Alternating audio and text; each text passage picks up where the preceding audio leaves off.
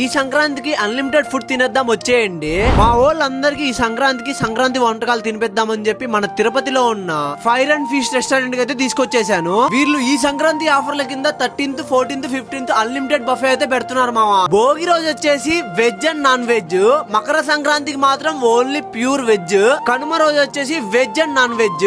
Price వచ్చేసి only veg వచ్చేసి 749 rupees, non veg వచ్చేసి ఓన్లీ 999 రూపీస్.